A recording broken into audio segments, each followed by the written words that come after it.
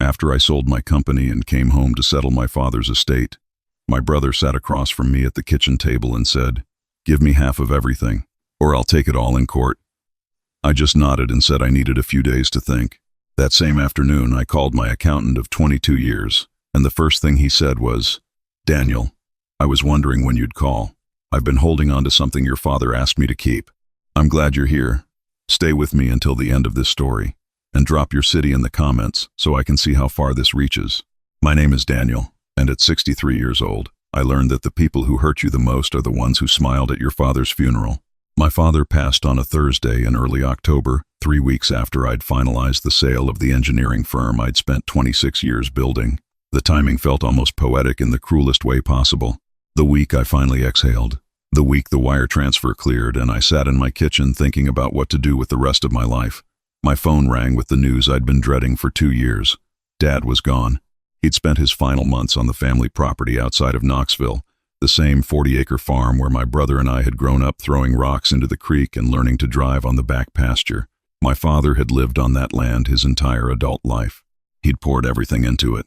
Not just money, but the kind of time and care that doesn't show up on any balance sheet. When he drafted his will, he left the farm to me, his tools and equipment to my brother, and divided his modest savings evenly between us. He'd told me directly, more than once, that he wanted me to have the land because I was the one who'd helped him maintain it, helped him pay the property taxes during the lean years, helped him negotiate with the county when they tried to reroute a drainage easement across the north pasture. My brother had moved to Atlanta 17 years ago with his wife. He came home for Christmas when it was convenient and called Dad on birthdays when he remembered. I'm not saying this to be cruel. That's just how it was. We'd never been particularly close, not since our mother died when I was 30 and he was 27, and whatever threads had connected us through her seemed to quietly unravel after that. The will reading was handled by my father's longtime attorney on a Tuesday morning. The room was a small conference space above a hardware store, the kind of modest office that suited my father perfectly. My brother and his wife sat on one side of the table. I sat on the other. Everything went exactly as my father had communicated to me privately. The farm to me, the equipment to my brother, the savings split down the middle. I watched my brother's face during the reading. He kept his expression neutral, but his wife pressed her lips together in that particular way that told me she'd been expecting something different. That evening, my brother called and asked if we could meet at the farm the next morning. "Just the two of us," he said, "to talk things through." I made coffee before he arrived. I stood on the back porch looking out over the pasture where the grass had gone golden dry in the October chill, and I thought about Dad walking that same ground every morning of his life.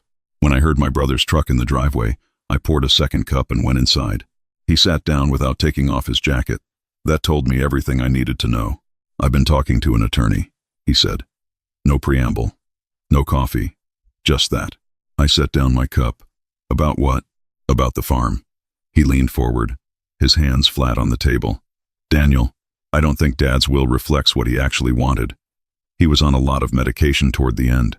His judgment wasn't what it used to be. My attorney says we have grounds to contest." Something went cold in my stomach. I kept my voice even. "Dad was sharp until the week he died. You know that. My attorney doesn't think a jury would see it that way." He held my gaze. "You sold your company for a lot of money, Daniel. You don't need this farm. You could buy 10 properties like this. Meanwhile, my wife and I have been trying to sell our house for 8 months. We've got 2 kids in college, and I get a box of old wrenches and half of a savings account that won't cover 6 months of our mortgage." Dad decided what was fair. My brother's expression shifted, and for a moment I saw something I hadn't expected. Not anger, but the cool, calculated look of someone who'd rehearsed this conversation. "Here's what's going to happen. Either you agree to sell the farm and split the proceeds with me 50-50, or my attorney files to contest the will on grounds of undue influence and diminished capacity. He says the case is very strong given that you were Dad's primary caregiver and had significant opportunity to manipulate his decisions." I heard the word manipulate land in the room like a stone dropped into still water. 36 years of being his brother. 36 years of watching football together and arguing about truck brands and sitting beside each other at our mother's grave. "And this. I need some time to think," I said. "Don't take too long." He stood up, buttoning his jacket. "My attorney wants to move quickly if we're going to file. And Daniel, this doesn't have to be ugly. Just be reasonable, and we can settle this without a courtroom." He left without touching his coffee. I stood at the kitchen window and watched his truck disappear down the gravel road, and I thought about something my father had said to me about 8 months before he passed. "Danny," he'd said, "I need you to have a conversation with Howard before I'm gone." Howard Reese had been my father's CPA for nearly 30 years, a quiet, methodical man who wore the same brand of reading glasses his entire life and kept files on everything. "There are some things Howard knows," my father said, "things I hope you never need, but if you do, he'll know when to tell you." I'd assumed my father meant tax documents, year-end statements, the kind of paperwork that becomes relevant when settling an estate. I hadn't asked any further questions because my father said it with the calm certainty of a man who'd already handled the matter, and I'd learned long ago not to second-guess him. I called Howard Reese that afternoon. He answered on the second ring. "Daniel, I've been expecting you might call." His voice was the same unhurried baritone I'd known since I was in my 30s, sitting across from him at my father's kitchen table while they went over receipts together. "Your brother paid you a visit this morning?" "He did." "How did you know?" "Because your father knew he would." Howard paused. "Can you come to my office tomorrow? There are things I need to show you in person." Howard's office was in a low brick building on the edge of town, the kind of place with a gravel parking lot and a waiting room with magazines from 3 years ago. He met me at the door and led me straight into his private office without stopping to greet anyone else. He closed the door and sat down behind his desk, and he put his hands on top of a file folder the way a man does when he's been thinking about what's inside it for a long time. "Your father came to me about 14 months ago," Howard said. "Not for tax purposes. He wanted to talk about your brother." He opened the folder and turned it to face me. He'd started noticing some things. Phone calls where your brother asked very specific questions about the farm's assessed value, the mineral rights, what the timber on the north end might be worth at current market prices. Questions that went well beyond normal family curiosity. I looked at the handwritten notes inside the folder. My father's handwriting. Careful and precise, the same way he built fence posts. He documented these conversations. Every one he thought was significant. He also brought me copies of some documents your brother had mailed him. Howard pulled out a set of photocopies. "Your brother sent your father a letter about 18 months ago, suggesting that Dad consider amending his will to divide the farm equally between the two of you. He framed it as being fair, natural, brotherly. He included a document he called a proposed amendment. He'd had it professionally drafted. I picked up the photocopy and read it.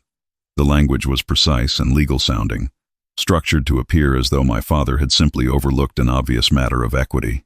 "Your father didn't sign it," Howard said. "He brought it to me instead. He was concerned enough that I recommended he speak with his attorney and consider documenting his wishes more explicitly," which he did. Howard leaned back. "Daniel, your father was not a naive man. He understood exactly what was happening. He just didn't want to confront it directly because he still loved your brother and didn't want his final months spent in family conflict." I set down the photocopy. "What else is in there?" "Quite a bit." Howard's tone became more measured. "About 11 months ago, I noticed a discrepancy in one of the joint accounts your brother still had access to from when your father added him to an emergency account years ago. Small withdrawals. Nothing individually alarming. But the pattern concerned me, so I flagged it and began tracking.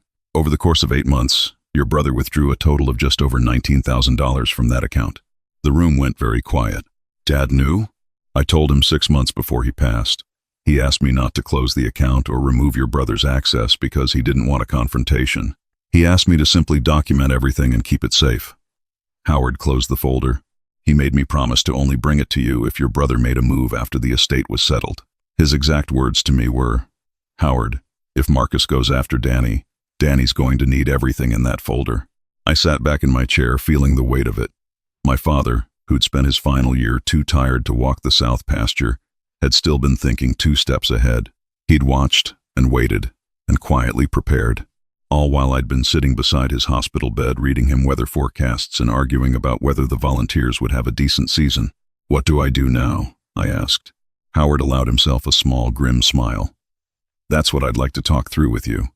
Because your brother has made a mistake that people in his position often make. He believes he's the only one who's been planning."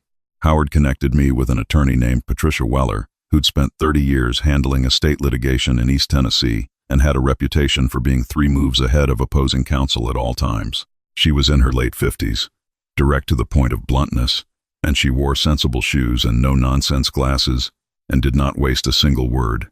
She reviewed Howard's folder the same afternoon I brought it to her. She read without interrupting herself, occasionally setting a page aside in a separate pile, and when she finished, she looked up at me over the top of her glasses.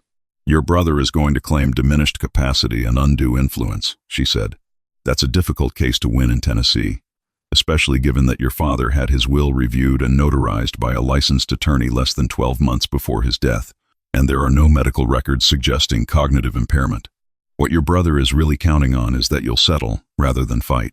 He's counting on me not wanting to drag the family through a lawsuit," I said. "Exactly. It's a pressure tactic." Patricia tapped the folder.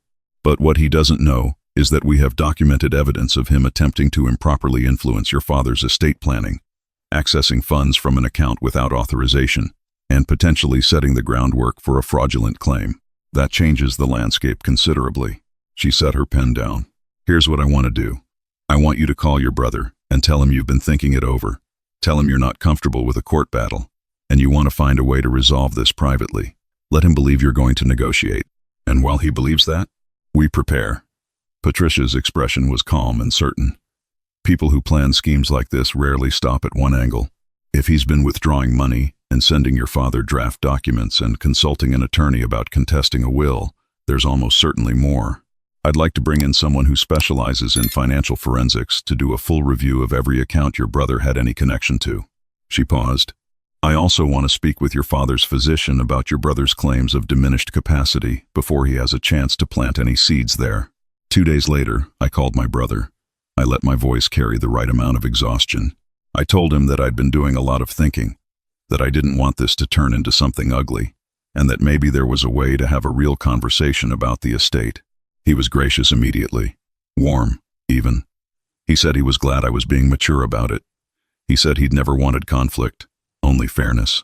His voice carried the careful satisfaction of a man who believes he's already won. That same week, Patricia brought in a forensic accountant named Glenn Hartley. Glenn was a compact, quiet man in his mid-50s who spoke rarely but asked precise questions and had a way of looking at bank statements the way a doctor reads an X-ray. He went through 4 years of financial records connected to my brother and the family accounts with the thoroughness of someone who genuinely enjoyed finding what other people tried to hide. What he found took me 3 days to fully absorb.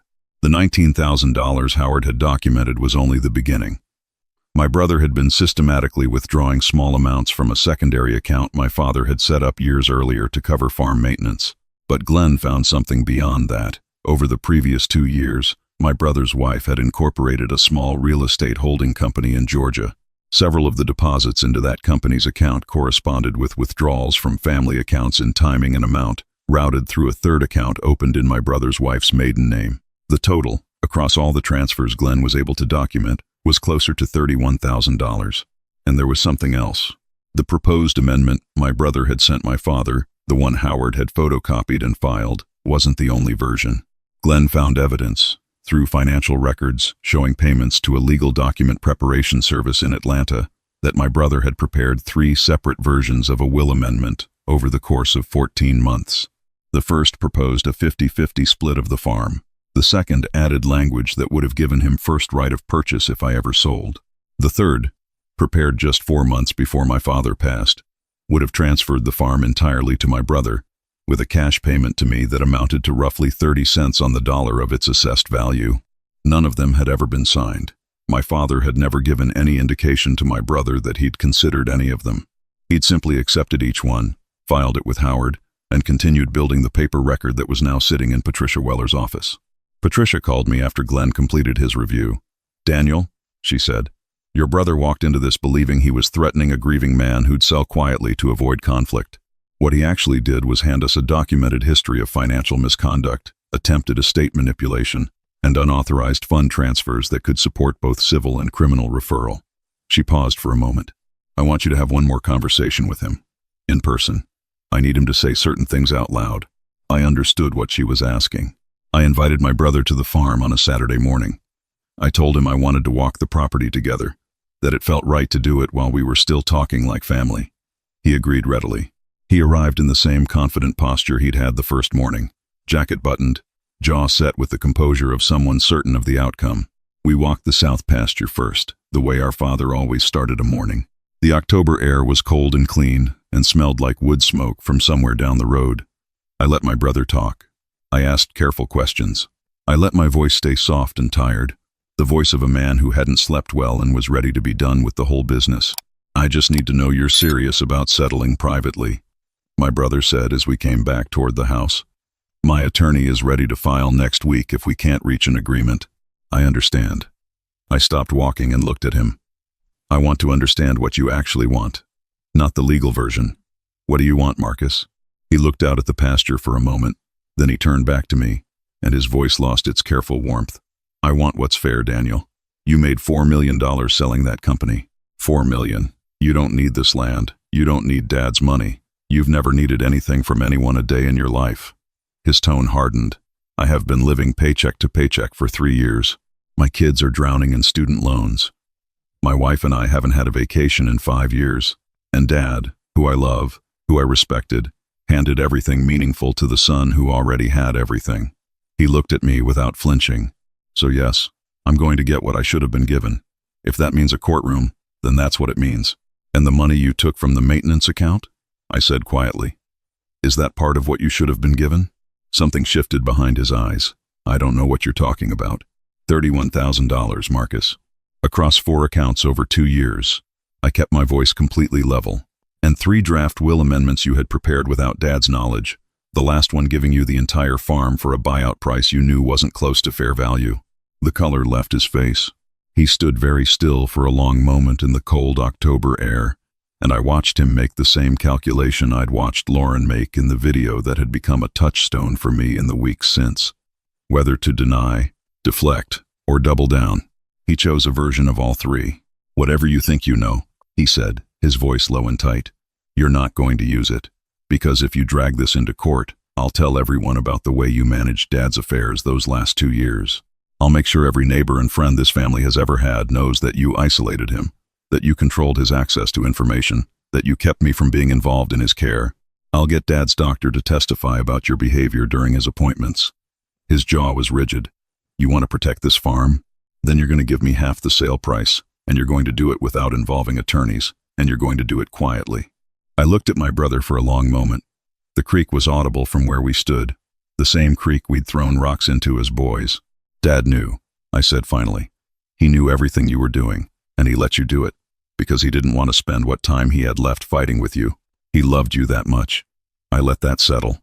He just didn't leave you unprotected from yourself." I walked back to the house.